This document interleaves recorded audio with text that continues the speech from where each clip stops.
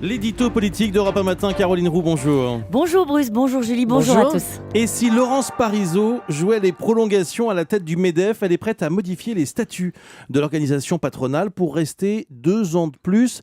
Alors ses adversaires parlent de putsch. C'est un putsch ? Bon, avouez que ça y ressemble. Et pourtant, tout avait bien commencé, avec quelques grammes de douceur dans un monde de brutes.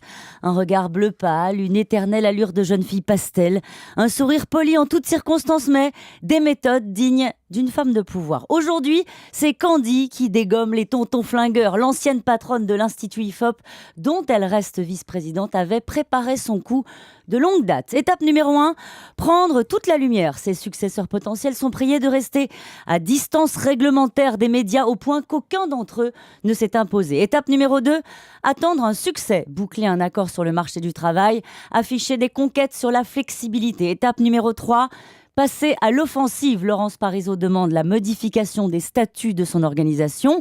Elle devait terminer son 2e mandat de 3 ans en juillet, mais elle s'accorderait bien 2 ans de plus, pas 8 ans de Parisot, mais 10. Et le gouvernement ne trouve rien à y redire ? Alors le gouvernement ne se mêle pas des affaires de famille. Ouais. Tout juste une distance bienveillante et un brin amusé pour le coup de force de la patronne des patrons.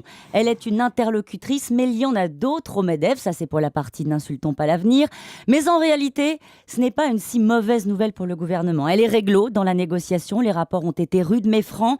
Elle resterait le temps d'accompagner l'entrée en application de l'accord conclu dans les entreprises.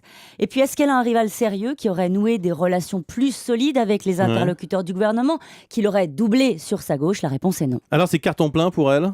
Alors on verra si l'opération aboutit, si ça se termine comme le 18 Brumaire ou comme le putsch d'Alger, si elle règne ou si elle sort sous les critiques.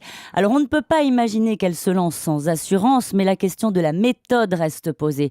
Changer soi-même les règles du jeu pour garder le pouvoir, ne pas préparer sa succession, défendre la continuité plutôt que le changement, des reproches que les Français qu'elle a si souvent sondés font depuis si longtemps à leurs élus, aux hommes et aux femmes de pouvoir. Merci Caroline Roux.